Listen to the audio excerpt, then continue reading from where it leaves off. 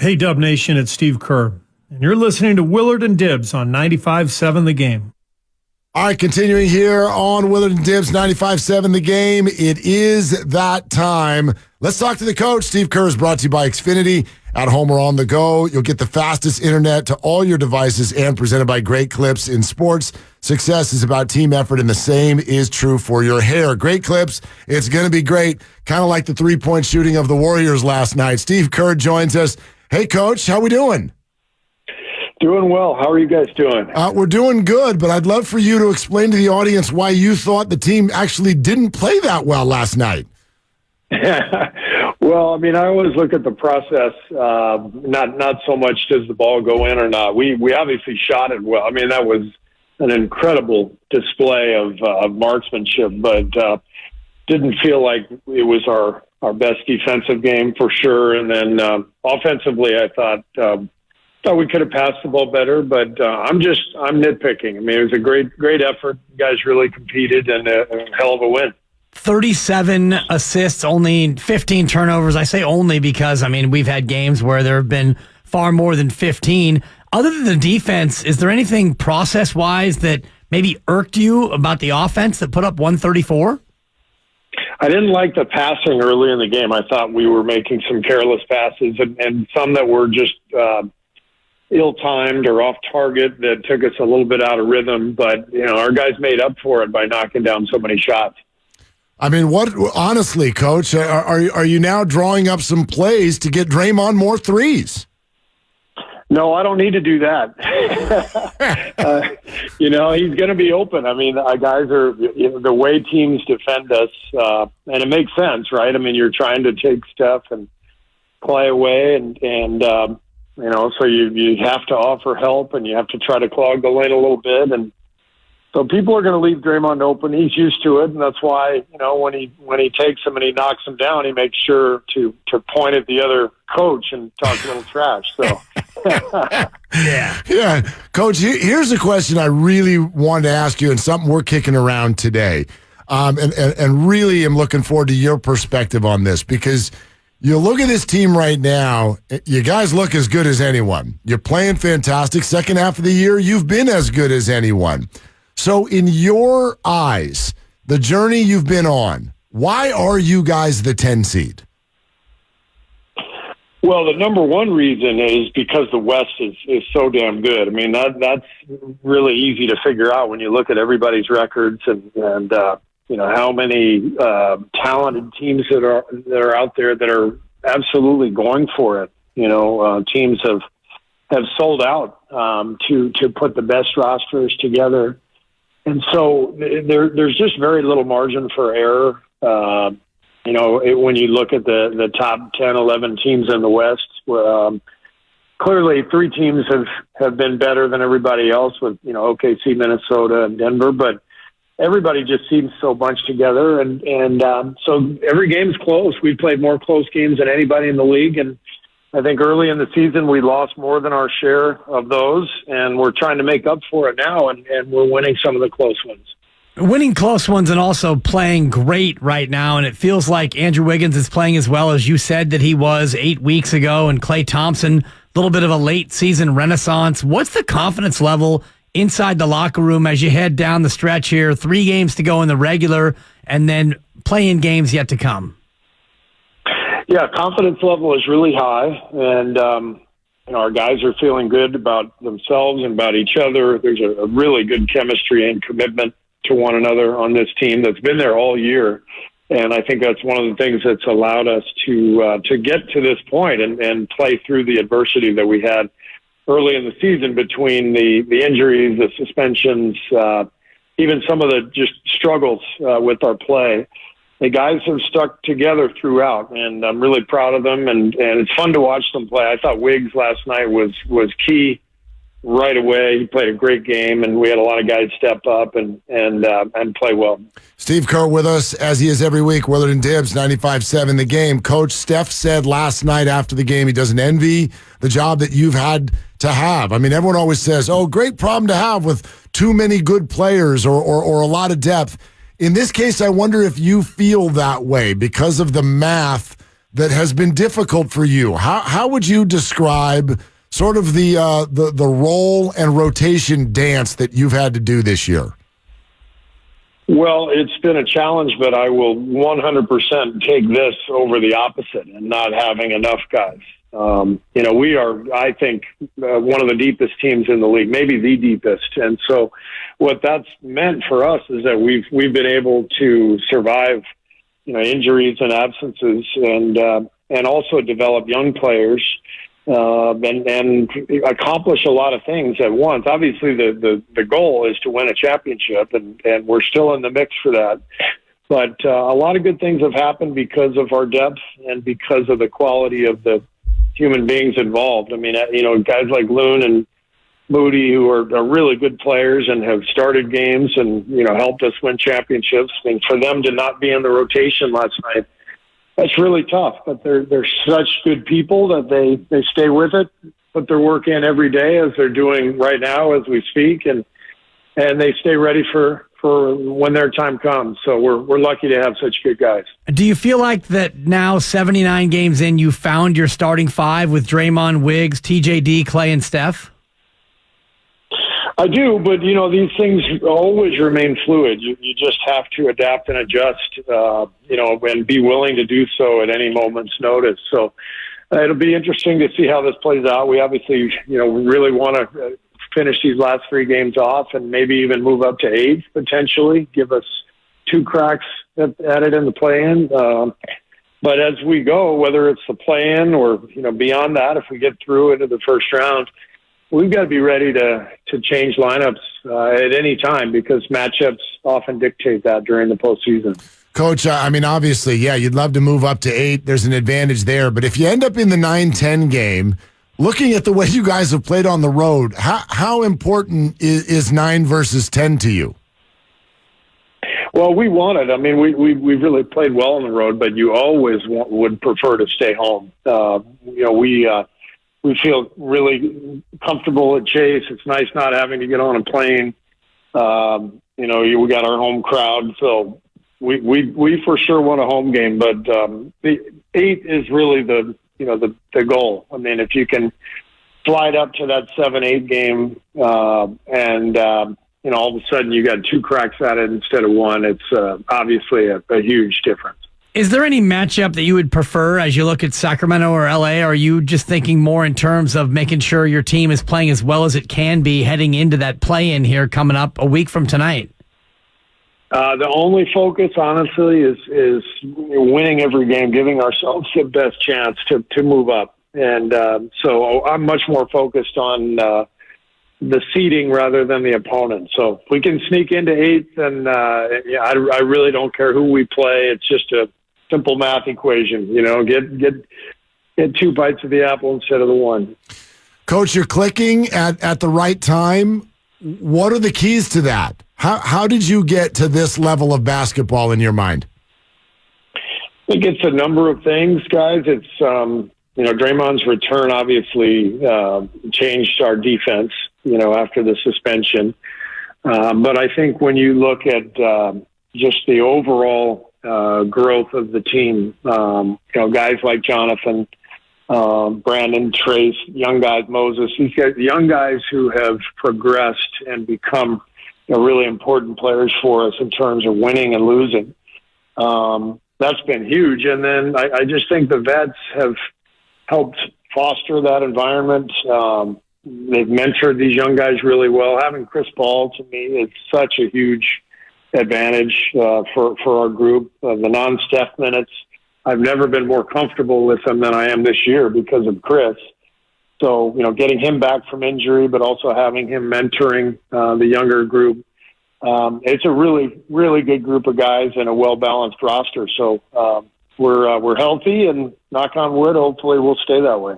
Coach, do you look at any of those things as things that had to happen? Kuminga upset with his minutes, Klay going through kind of an evaluation of self, Draymond getting suspended, the journey, if you will. Did those things make you what you are today as a team? Yeah, no question. No question. I mean, if you could draw it up, everybody would just be happy and right from the beginning. And, you just settle into roles and everyone supports each other. But that's not how life works.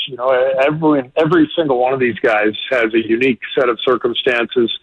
They've all got incredible pressure on them from multiple directions. So, to me, coaching a team and coaching a season, what makes it so challenging, but also, so rewarding is that you're trying to get each guy to a place where he's improving and rewarded for efforts, and where the guys are all really looking across the locker room, playing for each other. And I think you have to go through stuff to get to that point. Where is Jonathan Kuminga now in terms of him coming off the bench? 21 minutes last night, not as much as he had been playing when Andrew was out, and he had his knee tendonitis, and now he's working his way back. Is he comfortable with a role that maybe will include him being the seventh man?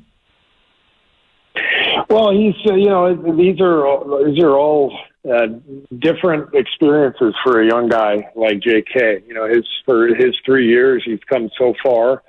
And then, you get to a point where you're starting and playing 35 minutes a night. You get comfortable with that. It's not easy going back. But that's all part of being, committed to a team and part of a winning team. The fact that Trace is playing so well and that our defense is at its best, really, with Trace and Draymond together in that starting lineup, that's what has dictated these sets of circumstances now for JK and for others. So it's not easy, but it's part of the job. And, he's continuing to work and put in the effort and make a big difference for us.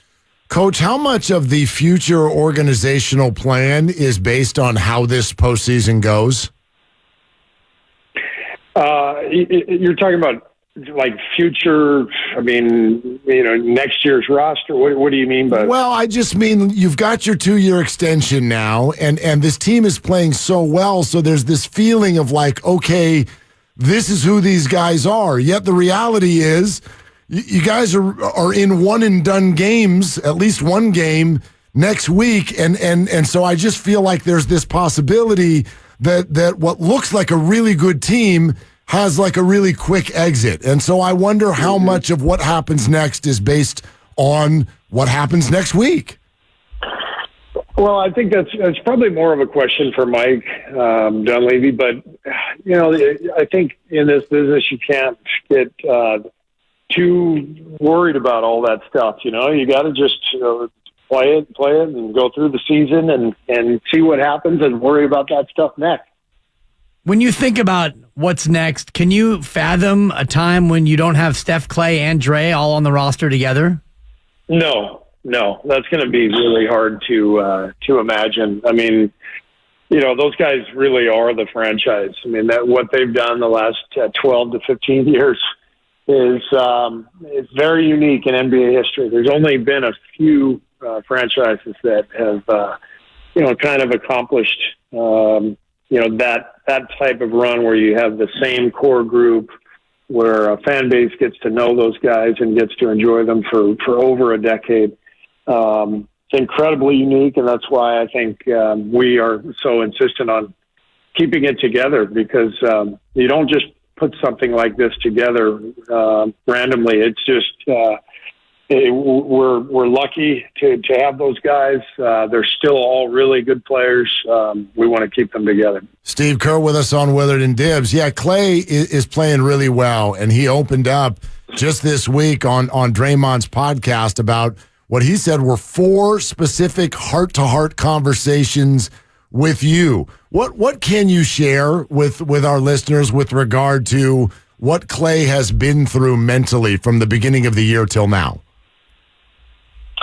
Well, I think everything goes back to the injuries. You have to, I think, to really understand Klay, you have to know how much he loves basketball and how much those injuries took from him.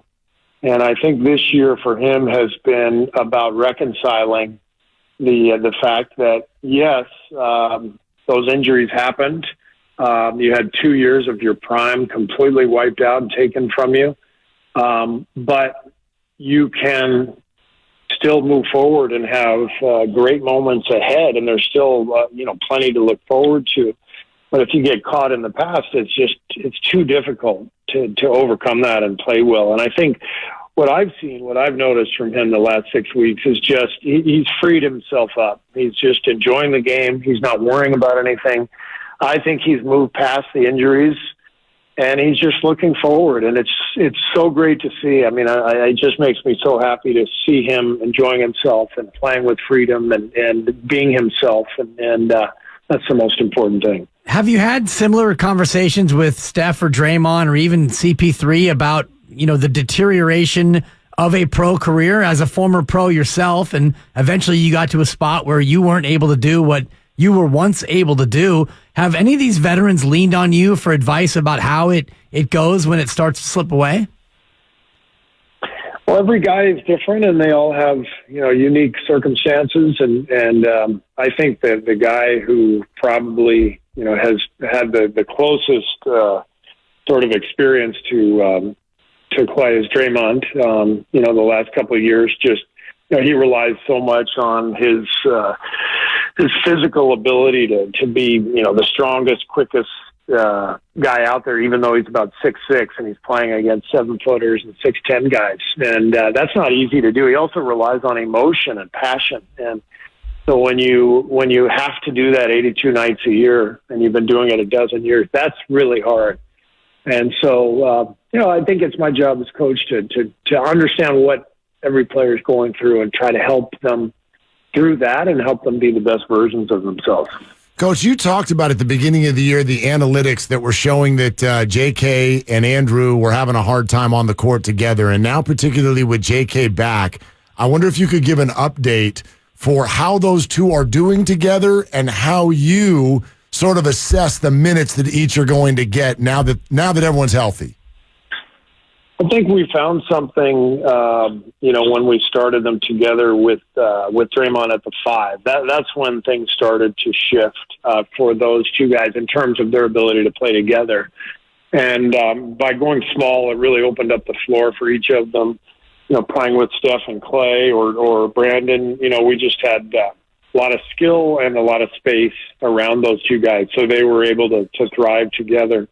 Now that we're going to Trace at the 5, it lessens the possibility that we're going to put those two guys in like at the 2 and the 3, because those just aren't our best lineups. We need a good combination of skill and spacing and athleticism, and that's why last night you saw us go back to playing them more separately.